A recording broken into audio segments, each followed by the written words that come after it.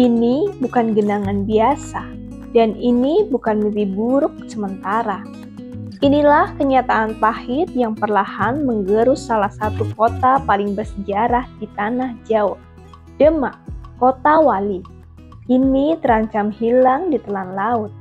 Tinggal menghitung mundur sebelum namanya hanya menjadi sejarah. Air laut yang tak lagi bisa dibendung, rob bukan lagi peristiwa tahunan, tapi kejadian harian.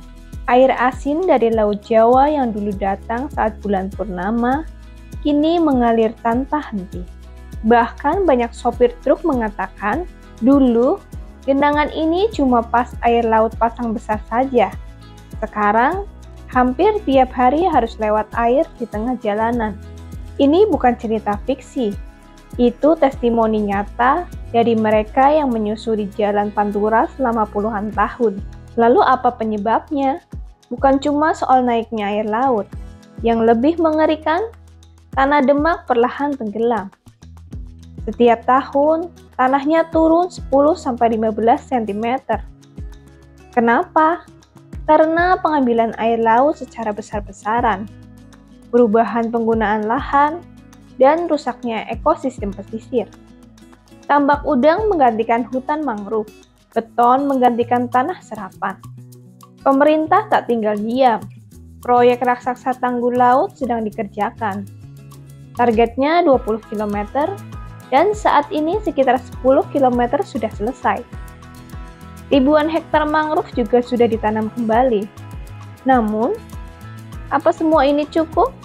Pakar lingkungan bilang, ini bukan cuma soal membangun tembok laut, tapi bagaimana menghentikan penurunan tanah dan memulihkan ekosistem. Bagi warga Demak, hidup berdampingan dengan rob sudah jadi kebiasaan. Tapi, apakah ini harus diterima selamanya? Haruskah kita menyerah? Kami cuma ingin hidup tenang, bukan tiap hari was-was lihat air masuk rumah, kata warga Demak. Generasi muda Demak masih punya harapan, tapi harapan butuh dukungan nyata. Bukan janji politik, tapi aksi lingkungan dan sosial yang berkelanjutan. Jika hal ini terus berlanjut, sebagian wilayah Demak bisa hilang dari peta dalam 20-30 tahun ke depan.